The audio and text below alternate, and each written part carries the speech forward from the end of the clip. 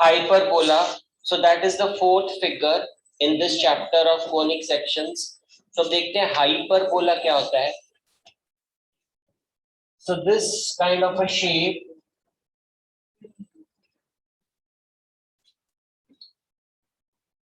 right? So this is a hyperbola.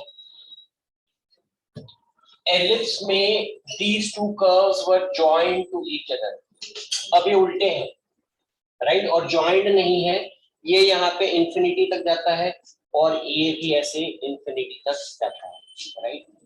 So the standard form of the equation of this kind of a hyperbola is x square by a square minus y square by b square is equal to 1, right? So this is the standard form of this hyperbola. जो इस तरह का hyperbola होगा उसकी equation थोड़ी different होगी, so that we will come to a little later. So first let's understand कि hyperbola होता क्या है.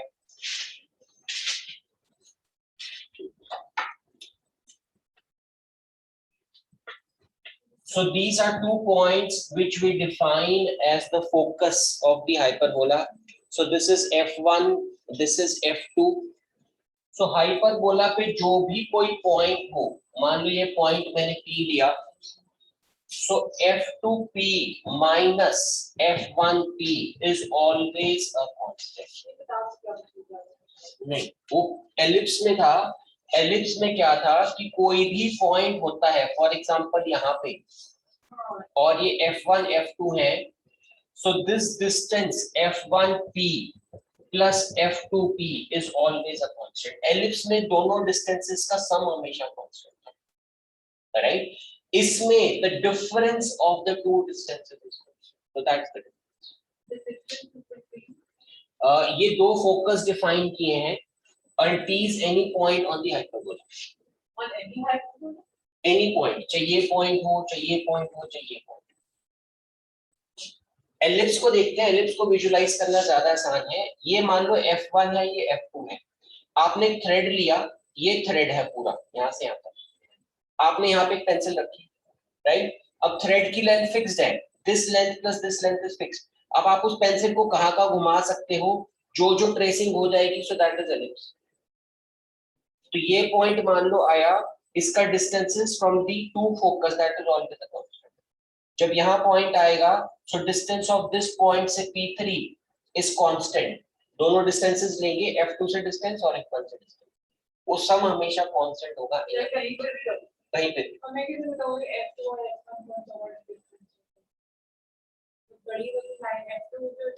आप हाँ मतलब मॉडुलस ले लो इसका. The difference of the two distances is always a constant. So the distance minus 5 नहीं आएगा, it will be always plus 5. So distance between this will be always a constant. Sujit आपको दिक्कत आ रही है क्या? ये आप क्या? यहाँ पे कोई point ले लेते हैं P2, right? So P2 का distance क्या है F2 से? So that is F2P2 minus F1P1. So that is always constant. वो same constant है जो यहाँ, right? जितना distance होगा वही रहेगा हमेशा. Clear? Okay, अब terminology देखेंगे थोड़ी सी.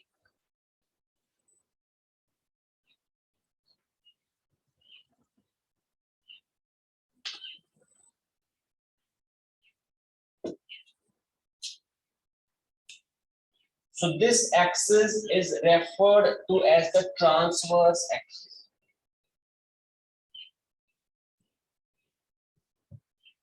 Right? जिस axis के around ये figure symmetrical है, एक तरह से इसमें mirror image है पूरे hyperbola. ऊपर वाले part की image ये, right? यहाँ पे भी ऊपर वाले part की image ये. So this axis is referred to as the transverse axis. को x axis नहीं बोलते हैं. And this is the conjugate axis. जैसे complex numbers में एक word था conjugate of a complex number. So same, this is the conjugate axis. These 2 points, they are called the vertices. So ये भी vertex है और ये भी वर्टेक्स है, यानी कि जहां पे कर्व ट्रांसवर्स एक्सिस को टच करता है, so that is called the vertex. ये हमें क्लियर है, ये f1 है, ये f2 है, so both of them are called the focus of the hyperbola. जैसे कि हमने पिछले क्वेश्चंस में किया था, हमने सी डिफाइन किया था। सी किसको डिफाइन किया था? डिस्टेंस ऑफ द फोकस, ये फोकस है, इसका डिस्टेंस यहां से mid point of the line joining f1 f2, ये f1 से f2 तक एक लाइन है, उसका ये मिड पॉइंट है जिसको हमने कॉन्जुगेट एक्सिस कहा है। So this distance is c, f1 का distance from the conjugate axis. इसी तरह से f2 का distance from the conjugate axis, so that is also c। जहां पे कर्व मीट करता था एक्स एक्सिस को in case of a ellipse, उसको हम पॉइंट ए बोलते थे, right? So this distance is small a, ये वाला distance small a, this side also and this side also. So C is bigger here. C is the distance of the focus and the transverse axis. A is the distance of this point of intersection of the curve with the transverse axis, right? So this distance is A. Ellipse के case में A used to be a bigger figure, A ये हो जाती थी और C ये हो जाती थी। यहाँ पे C सबसे बड़ी फिगर, राइट? ABC में रिलेशन होल्ड ट्रू करता है, C square is equal to A square plus B square. These two are parabolas. Both of them are parabolas. हाँ, individually yes.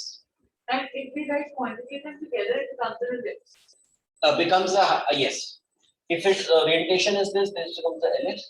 If this is the orientation, then it is hyperbola. ये दोनों अगर ऐसे join हो जाते तो ellipse नहीं करता।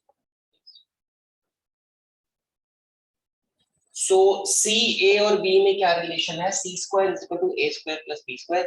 C is the longest side, इसलिए एक तरफ C है। जैसे hypotenuse square is base square plus perpendicular square. Hypotenuse सबसे बड़ी फिगर होती है, तो hypotenuse एक तरफ होता है। यहाँ पे C सबसे बड़ी फिगर है, so C is in on one of the sides, दूसरी साइड पे है A square plus B square, right? Then we define eccentricity. Eccentricity is C by A.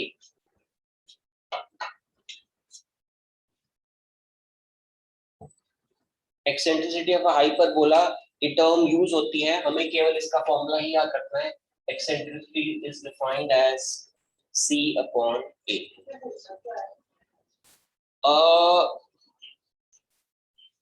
ये कितना ज्यादा, ओके, एलिप्स के केस में देखते हैं।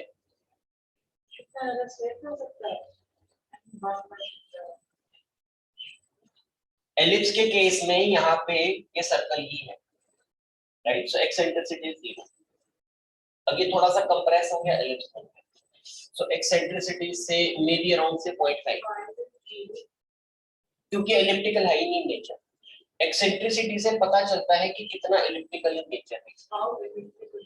यस, सो E is 0 है, यहाँ पे थोड़ा सा और होता है, और इसी में एक्सट्रीम केस हो जाएगा जब ये बहुत ज्यादा इलिप्टिकल हो जाए, तो बिल्कुल स्ट्रेट लाइन बन जाएगी, दोनों जॉइन हो जाएंगे तो स्ट्रेट लाइन बनेगी। देन वी से eccentricity is 1 if it becomes a straight line like this. Maximum it will be 1. Maximum is 1 in case of ellipse, but इसमें eccentricity C by A, C सबसे बड़ी figure होती है, A छोटी होती है, right? So eccentricity is always greater than equal to 1, less than 1 नहीं होती। So the standard form of a hyperbola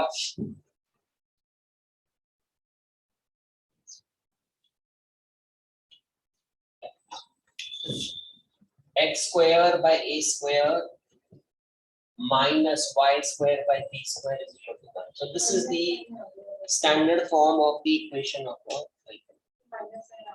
minus sign आ गया, एलिप्स में this was a plus sign, hyperbola में So this is a minus sign. So that is the only difference in the equation of the ellipse. And so, Yeah. अगर ellipse so जैसे hyperbola में E is equal to C by A we use that curve and E is equal to C by A for ellipse also same thing यहाँ पे use करें. Yes, same. उसमें less than 1 होगी E की value हमेशा, इसमें हमेशा greater than equal to Greater or equal to 1, क्योंकि C एक बड़ा नंबर है यहाँ पे. This length is C, A smaller. So in hyperbola it is greater or equal to 1. In ellipse lesser than or equal to 1. There's or minus one. Minus में नहीं. ये distances हैं A B C, they are always positive, right? ये जो vertex है, मान लो इसका coordinate है 2,0, इधर वर्टेक्स का कोऑर्डिनेट है -2,0. तो हम A क्या डिफाइन करेंगे? A is 2. ऐसा नहीं कि A इधर -2 होता है. वर्टेक्स के कोऑर्डिनेट्स यस -2,0 है, but A is always a positive figure. A refers to the magnitude of this distance, right? So A, B, C are always positive. So C by A is a positive number.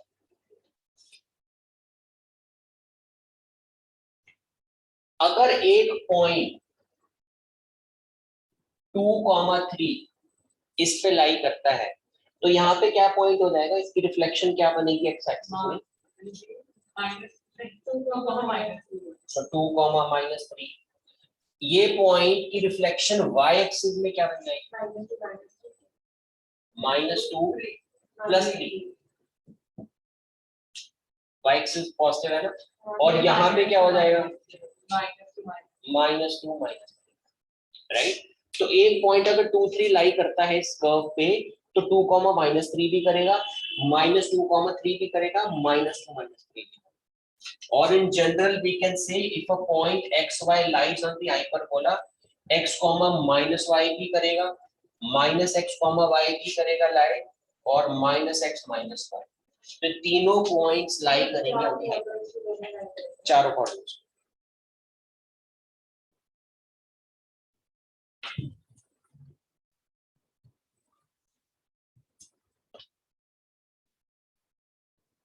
Ellipse के case में एक important चीज क्या थी?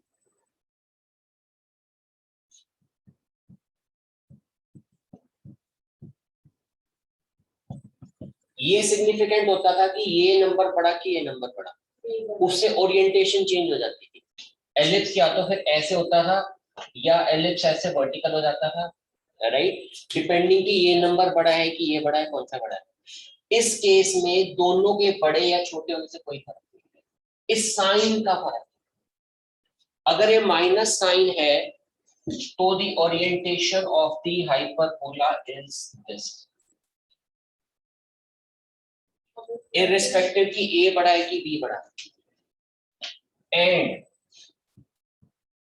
if the equation is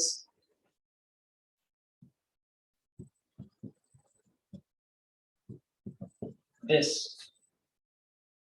यानी कि x square के साथ एक पॉजिटिव कोफिशिएंट था, यहाँ पे x स्क्वायर के साथ एक नेगेटिव कोफिशिएंट.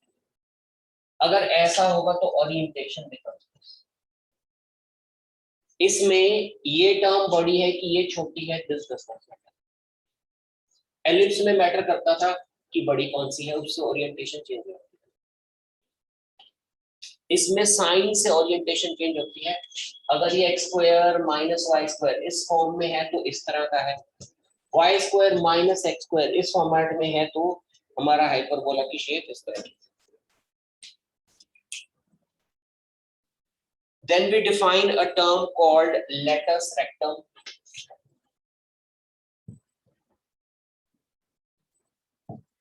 Latus rectum हर फिगर में क्या होता है? बेसिकली जो फोकस है उसके परपेंडिकुलर लाइन बनाते हैं.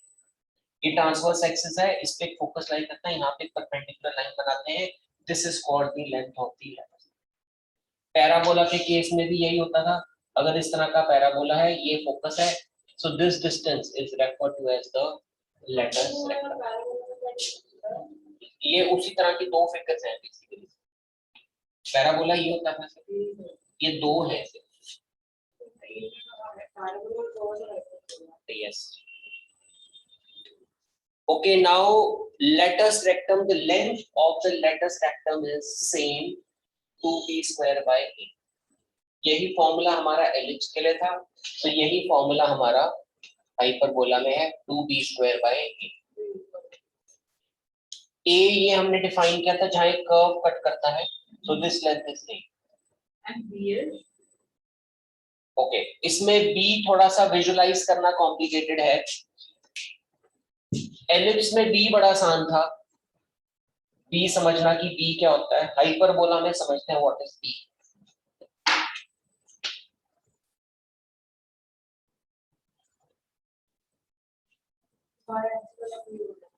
तो हाइपरबोला में तो ये जो स्मॉलर एक्सिस होती थी इसकी लेंथ 2b हो जाती थी. This distance is b, this is also b. Major axis जो होती थी वो a और a, so 2a used to be the length of the major axis. But yes, इसमें b थोड़ा सा हमें विजुलाइज करना पड़ेगा कि b कैसे आएगा.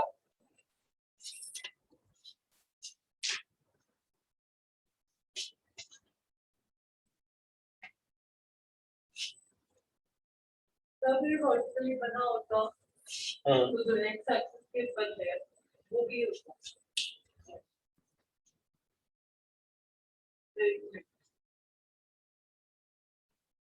ये हाइपरबोला है, यहाँ पे एक लाइन बनेगी, right, almost touching these two, और एक यहाँ भी ऐसी लाइन बनेगी. हाँ, राइट. ये जो वर्टेक्स है यहां से ऊपर एक लाइन जाएगी और ये इस तरफ. This distance is now referred to as b. This length is b. इसमें विजुलाइज करना बड़ा आसान था कि ये b है. यहाँ पे थोड़ा सा आपको देखना पड़ेगा, ये इस तरह से दो लाइनें बनाई जा रही हैं.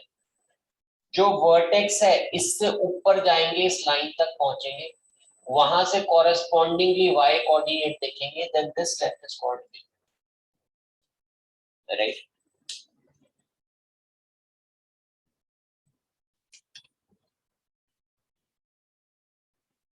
ओके, हमने कहा कि इस पे कोई भी पॉइंट है, मान लो पॉइंट P1 है, तो we said F2 P1 minus F1 P1, so that is always a constant. So difference set of all the points on a plane, the difference of whose distances from two fixed points is always constant, right?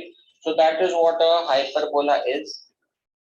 So this distance is, ये जो हमने constant कहा, this is 2 times a. So MCQs वगैरह के लिए important हो सकता है कि distance कितना होता है, this is always 2a. Ellipse के केस में भी this distance जो हमने कहा है constant होता है, so that constant is also 2a. Right? अब हम एक दो क्वेश्चंस करके देखते हैं ताकि हमें थोड़ा सा एक बार कॉन्सेप्ट क्लियर हो. तो ये कैसे हो सकता है? क्या? अगर 2a है उसका डिफरेंस मीनिंग हुआ कि उसका जो लिफ्टिंग आ रही है उसके बराबर हो.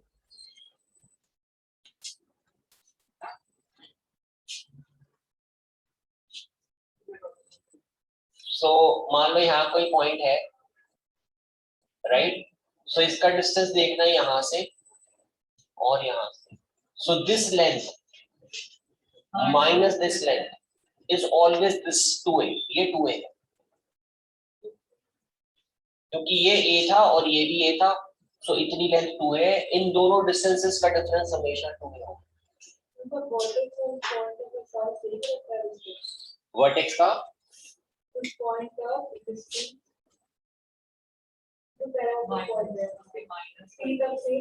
so f1p minus f2p, this is always 2a. ये c है, ये c है, focus is c, this length is c, this length is a. इस पॉइंट को आपने q बोल दिया. तो PQ और PF2 सेम है. PQ और PF2, no, they may not be same. ये जरूरी नहीं है दो एंगल सेम होंगे. है ना? So let's take example 14 now.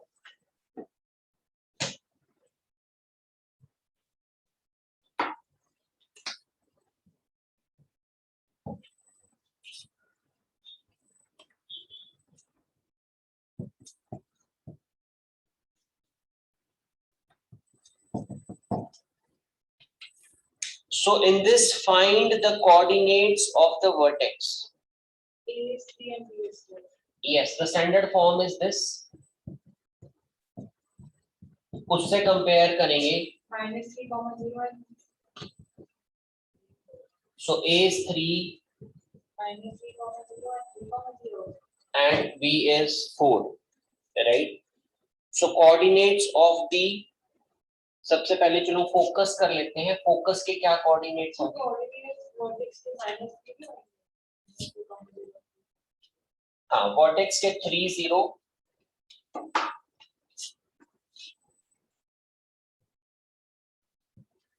And -3 0, right? क्योंकि ये A है, वर्टेक्स के कोऑर्डिनेट्स क्या है? 3 0 A 0 और -A, 0.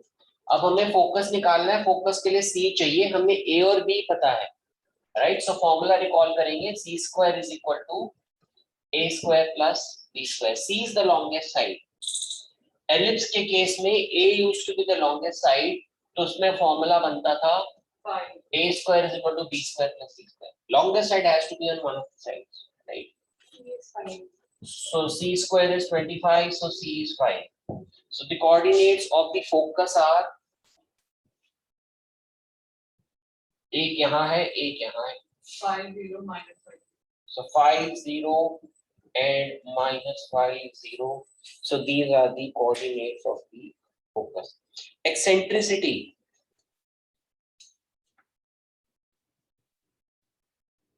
C by A, right? 5 by So 5 by 3. तो इसको हम सिंप्लीफाई कर सकते हैं या ऐसे ही छोड़ सकते हैं. So eccentricity is 5 by 3. Okay, after that length of the latus rectum. So that length is 2b square by 8. 3 by 9. 3. So 32 by 3. So that is the length of the letters rectum. 10.2. Yeah. So now you can start with the second part of example 14.